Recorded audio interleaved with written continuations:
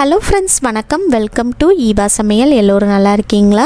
நிறைய பேர் சொல்லுவாங்க, வாஷிங் மிஷினில் துணி துவைக்கும் போது ஒரு விதமான பேட் ஸ்மெல் அடிக்குன்னு சொல்லுவாங்க.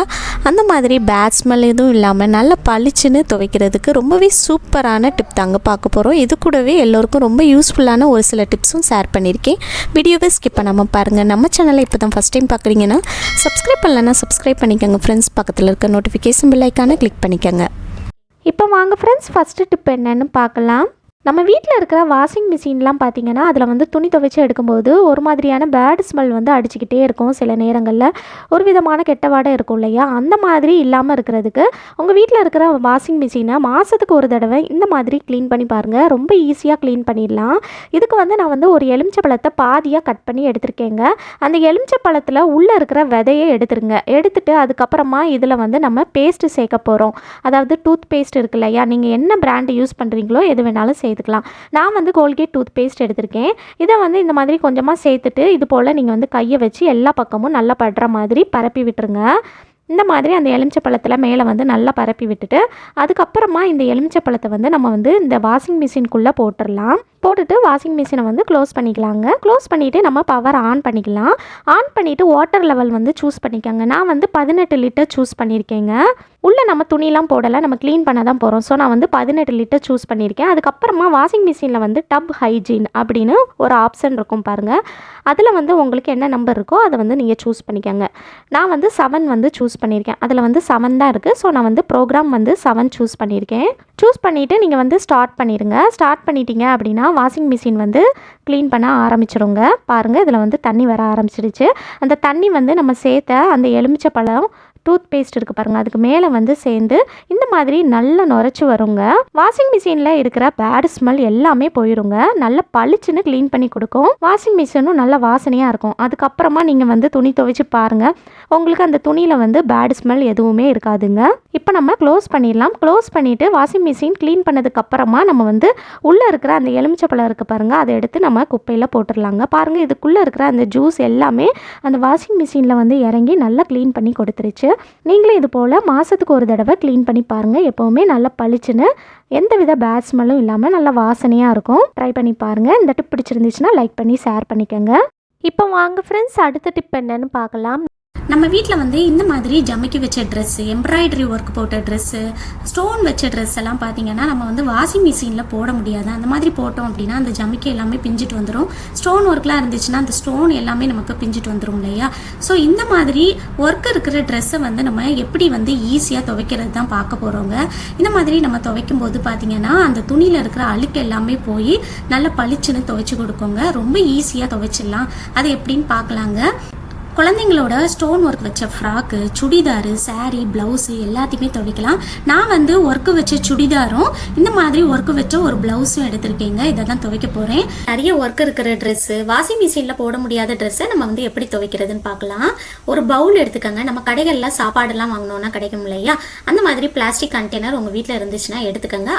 சமையலுக்கு பயன்படுத்தாத அகலமான பாத்திரம் இருந்தால் எடுத்துக்கோங்க.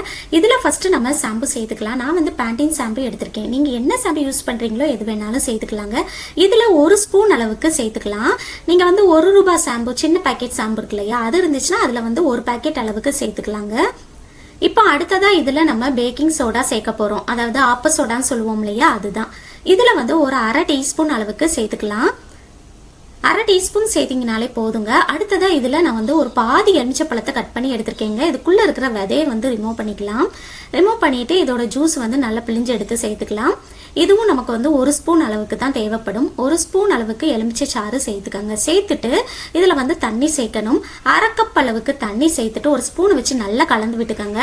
இது எல்லாமே நல்லா மிக்ஸ் ஆகி நல்லா நுரைச்சி வருங்க. பாருங்கள், இந்த மாதிரி நல்லா நுரைச்சி வரணும். நம்ம சேர்த்துருக்க ஷாம்பு, பேக்கிங் சோடா எல்லாம் தண்ணியில் மிக்ஸ் ஆகி நல்லா இந்த மாதிரி நுரைச்சி வரணுங்க. அது வரைக்கும் நல்லா கலந்து விட்டுருங்க. அவ்வளோதான், நம்மளோட சூப்பரான கிளீனிங் லிக்விட் ரெடி ஆயிடுச்சு. இப்போ நம்ம துவைக்க ஆரம்பிச்சிடலாங்க. ஒரு பெரிய வாளி எடுத்திருக்கேன், அல்லது ஒரு பெரிய டப்பு, அகலமான டப்பு எடுத்துக்கோங்க. இதில் 3/4 அளவுக்கு நான் தண்ணி சேர்த்துருக்கேங்க. இந்த வாளியில் 3/4 அளவு தண்ணி சேர்த்துட்டு இதில் நம்ம ரெடி பண்ணி வச்சுருந்த லிக்விடை சேர்த்துக்கலாங்க. சேர்த்துட்டு கையை வச்சு நல்லா மிக்ஸ் பண்ணி விட்டுறலாங்க. இந்த மாதிரி நல்லா மிக்ஸ் பண்ணி விட்டுட்டு நம்ம எடுத்து வச்சிருக்கிற ட்ரெஸ்ஸை உள்ளுக்குள்ளே சேர்த்துக்கலாம். நம்ம ரெடி பண்ணி எடுத்த லிக்யூடில் நீங்கள் 10 to 15 ட்ரெஸ்ஸு தாராளமாக சேர்க்கலாங்க. சாலு, சுடிதாரு, saree, ஃப்ராக்கு இதிலெல்லாம் ஒர்க்கு வந்து ஜாஸ்தியாக இருக்குது அப்படின்னா நீங்கள் இந்த மாதிரி துவைச்சி பாருங்கள். அதில் இருக்கிற அழுக்கு எல்லாமே ஈஸியாக போயிடுங்க. ரொம்ப ஈஸியாக துவைச்சிடலாங்க. பொதுவாக நம்ம வந்து துணியெலாம் கையை வச்சு துவைக்கிறோம் அப்படின்னா அரை மணி நேரமாவது நம்ம வந்து ஊற வச்சு துவைப்போம் இல்லையா? அந்த மாதிரி அரை மணி நேரம் ஊற வைக்கணும்ல அவசியம் இல்லைங்க. 10 நிமிஷம் மட்டும் நீங்கள் ஊற வச்சிங்கனாலே போதும். 10 நிமிஷம் ஊறினதுக்கு அப்புறமா நான் வந்து ஒரு பக்கெட்டில் ஒரு அரை பக்கெட் அளவுக்கு தண்ணி சேர்த்துருக்கேங்க. தண்ணி சேர்த்துட்டு நம்ம ஊற வச்சிருந்த ட்ரெஸ்ஸை வந்து இதுக்குள்ளே சேர்த்துக்கலாம்.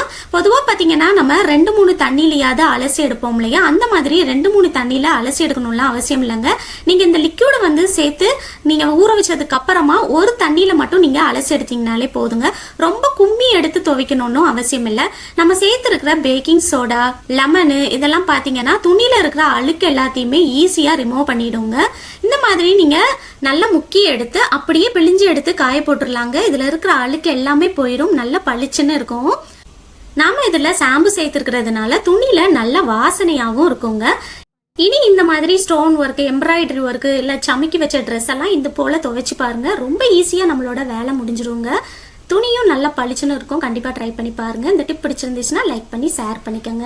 இப்போ வாங்க ஃப்ரெண்ட்ஸ், அடுத்த டிப் என்னன்னு பார்க்கலாம். நம்ம வீட்டில் அரிசிலாம் பார்த்தீங்கன்னா இந்த மாதிரி பெரிய டப்பா நிறையா ஸ்டோர் பண்ணி வச்சுருப்போம். அது வந்து பார்த்திங்கன்னா ஃபஸ்ட்டு நல்லா தான் இருக்கும். ஆனால் நாளாக அதுக்குள்ளே வந்து சின்ன சின்ன வண்டு, பூச்சி, புழுலாம் வர ஆரம்பிச்சிடுங்க. அந்த மாதிரி வராமல் இருக்கிறதுக்கு நம்ம வீட்டில் இருக்கிற ஒரே ஒரு பொருள் சேர்த்தா போதுங்க. இதுக்கு நான் என்ன எடுத்திருக்கேன்னு பார்த்தீங்கன்னா பிரியாணி இலை இருக்கு இல்லையா, பிரிஞ்சி இலை, இதுதான் எடுத்திருக்கேங்க. இதில் வந்து ஒரு 3-4 போல் எடுத்துகிட்டு இந்த மாதிரி அந்த அரிசிக்குள்ளே வந்து நல்லா இந்த மாதிரி உள்ளே ப்ரெஸ் பண்ணி விட்டுருங்க. அந்த அரிசிக்குள்ளே வந்து இந்த மாதிரி நல்லா சேர்த்துட்டு அதுக்கப்புறமா மேலே வந்து அரிசி வச்சு கவர் பண்ணிடலாங்க. இந்த மாதிரி போட்டுட்டு நீங்கள் வந்து டப்பாவை க்ளோஸ் பண்ணி வச்சிட்டிங்க அப்படின்னா 1 மாதம் ஆனாலும் உங்களுக்கு வந்து வண்டு, பூச்சி, புழு எதுவுமே வராதுங்க. நம்ம வச்சபடி அப்படியே இருக்குங்க. கண்டிப்பாக ட்ரை பண்ணி பாருங்கள். இந்த டிப் உங்களுக்கு பிடிச்சிருந்துச்சுன்னா லைக் பண்ணிக்கோங்க. உங்கள் ஃப்ரெண்ட்ஸ் அண்ட் ஃபேமிலி மெம்பர்ஸ் கூட ஷேர் பண்ணிக்கோங்க. இப்போ நம்ம அடுத்த டிப் என்னன்னு பார்க்கலாங்க. நம்ம வீட்டில் வந்து பூனம் சாரீ, சில்க் சாரீ, காட்டன் சாரீ, பட்டு சாரின்னு அதிகமாக சாரீ வாங்கி யூஸ் பண்ணுவோம் இல்லையா? அந்த சாரீலாம் பார்த்திங்கன்னா என்ன தான் நம்ம வந்து அழகாக மடித்து பீரோக்குள்ளே அடுக்கி வச்சுருந்தாலும் அவசரத்துக்கு நம்ம வந்து ஒரு சாரீ எடுக்கும்போது மற்ற சாரீ வந்து சில நேரங்களில் சீக்கிரமாக கலைஞ்சிடுங்க. அந்த மாதிரி கலையாமல் இருக்கணும் அப்படின்னா அதை வந்து எப்படி ஈஸியாக நம்ம வந்து மடித்து வைக்கிறது தான் பார்க்க போகிறோம். அது மட்டும் இல்லாமல் நம்ம வந்து வீட்டில் வந்து அதிகமான சாரீ வந்து வச்சுருக்கும்போது நமக்கு வந்து பீரோவில் சாரீ வைக்கிறதுக்கு இடம் இருக்காது. அந்த மாதிரி இருக்கிறப்ப நம்ம பீரோவாக வாங்கி நம்ம வீட்டில் வந்து அடுக்கி வச்சுருப்போம் இல்லையா? இனி அந்த மாதிரி நம்ம வந்து பீரோவாக வாங்கி காசு வேஸ்ட் பண்ணணும்னு அவசியமே இல்லைங்க. குறைவான இடத்துல நீங்கள் இந்த மாதிரி மடித்து வைக்கிறப்ப எவ்வளோ சாரினாலும் ஈஸியாக மடித்து வைக்கலாம். எவ்வளோ நாள் ஆனாலும் நமக்கு வந்து கலையவே செய்யாது. வருஷக்கணக்காக ஆனாலும் அப்படியே இருக்குங்க மடித்து வச்சபடி. அது எப்படின்னு பார்க்கலாம். ஃபஸ்ட்டு நீங்கள் சாரியை எப்பவும் போல் மடித்து எடுக்கிற மாதிரி மடித்து எடுத்துக்கோங்க. அதுக்கப்புறமா இந்த சாரியோட ப்ளவுஸ் எடுத்துக்கோங்க. ப்ளவுஸ் எடுத்துகிட்டு இந்த மடித்த சாரியை நம்ம வந்து இந்த ப்ளவுஸுக்குள்ளே இது போல் விட்டுறலாங்க. விட்டு இது போல் அந்த சாரியோட சென்டரில் வச்சுக்கோங்க. வச்சுட்டு இந்த ப்ளவுஸில் 2 பக்கத்துலேயும் கை இருக்குது பாருங்கள். அந்த கையை வந்து நம்ம அடுத்ததாக மடித்து எடுக்கணுங்க. இது போல் நீங்கள் வந்து நல்லா டைட்டாக மடித்து விட்டுக்கோங்க. ஒரு பக்கத்தில் இருக்க கையை வந்து மடித்து விட்டுட்டு அதுக்கப்புறமா இன்னொரு பக்கத்தில் இருக்கிற கையையும் நம்ம வந்து மடித்து விட்டுறலாங்க. இந்த மாதிரி மடித்து விட்டுட்டு அதுக்கப்புறமா நீங்கள் வந்து நல்லா நீவி விடுங்க. இந்த மாதிரி நல்லா நீவி விட்டுட்டு அதுக்கப்புறமா இதை வந்து மேலே இருந்து இது போல் மடித்து விட்டுட்டு இந்த ப்ளவுஸில் வந்து நீங்கள் கயிறு கொடுத்துருந்தீங்கன்னா அந்த கயிறை வெளியே எடுத்துக்கோங்க. வெளியே எடுத்துகிட்டு இந்த ப்ளவுஸ் வந்து வெளியே நீட்டிட்டு இல்லாதபடிக்கு உள்ளுக்குள்ளே நல்லா சொருகி விட்டுருங்க. இப்போ பாருங்கள் ஃப்ரெண்ட்ஸ், இதை பார்க்குறதுக்கு இப்படி தான் இருக்கும். அதுக்கப்புறமா அந்த சாரியில் அடியில் இருக்கிற அந்த பார்டர் இருக்குது பாருங்கள், அந்த பக்கத்துலேருந்து இது போல் நீங்கள் வந்து மடித்து விடுங்க. இந்த மாதிரி மடித்து விடும்போது இந்த பார்டரில் வந்து மேலே வந்து பார்த்திங்கன்னா நமக்கு ஒரு பவுச் மாதிரி கிடைக்குங்க. இப்போது சாரியில் வந்து கீழே இருக்கிற அந்த ரிமைனிங் போர்ஷன் இருக்குது பாருங்கள், அதை எடுத்து இந்த பவுச்சுக்குள்ளே இதுக்குள்ளே வந்து நம்ம வந்து நல்லா சொருகி விட்டுட்டோம் அப்படின்னா இது வந்து நல்லா ஃபிட் ஆயிருங்க. அதுக்கப்புறமா நீங்கள் வந்து ப்ளவுஸில் ஏதாவது கயிறு கொடுத்துருக்கீங்க அப்படின்னா இது போல் நீங்கள் வந்து அந்த கயிறை வந்து நல்லா டைட்டாக நீங்கள் கட்டி விட்டுட்டீங்கனாலே போதுங்க. 1 வருஷம் ஆனாலும் நம்ம வச்சபடி அப்படியே இருக்குங்க. நீங்கள் இந்த மாதிரி மடித்து விற்கிறப்ப நமக்கு பார்க்குறதுக்கும் நீட்டாக இருக்கும். அது மட்டும் இல்லாமல் நம்ம எப்படி மடித்து வச்சோமோ அப்படியே இருக்கும். பீரோவில் நீங்கள் இந்த மாதிரி மடித்து வைக்கிறப்ப எவ்வளோ சாரினாலும் நமக்கு வந்து குறைவான இடத்துல அழகாக மடித்து வச்சிடலாம். நீங்கள் ஏதாவது ஃபங்க்ஷனுக்கு கிளம்புறீங்க அப்படின்னா இது போல் நீங்கள் மடித்து எடுத்துகிட்டு கொண்டு போகும்போது நமக்கு அதிகமாக இடம் வந்து பிடிக்காதுங்க. கம்மியான இடத்துலையே நம்ம வந்து ஈஸியாக அந்த சாரியை வந்து மடித்து வச்சிடலாம். அது மட்டும் இல்லாமல் நமக்கு சாரியும் கலையாமல் இருக்கும். கண்டிப்பாக ட்ரை பண்ணி பாருங்கள். ஓகே ஃப்ரெண்ட்ஸ், இந்த வீடியோ முழுசாக பொறுமையாக பார்த்ததுக்கு ரொம்ப நன்றி ஃப்ரெண்ட்ஸ். ஏதாவது ஒரு டிப்பாவது உங்களுக்கு ரொம்பவே யூஸ்ஃபுல்லாக இருந்திருக்கும்னு நினைக்கிறேன். பிடிச்சிருந்துச்சுன்னா லைக் பண்ணி ஷேர் பண்ணிக்கோங்க. நம்ம சேனலை இப்போ தான் ஃபஸ்ட் டைம் பார்க்குறீங்கன்னா சப்ஸ்கிரைப் பண்ணலன்னா சப்ஸ்கிரைப் பண்ணிக்கோங்க. பக்கத்தில் இருக்க நோட்டிஃபிகேஷன் பெல் ஐக்கானை கிளிக் பண்ணிக்கோங்க. தேங்க்யூ.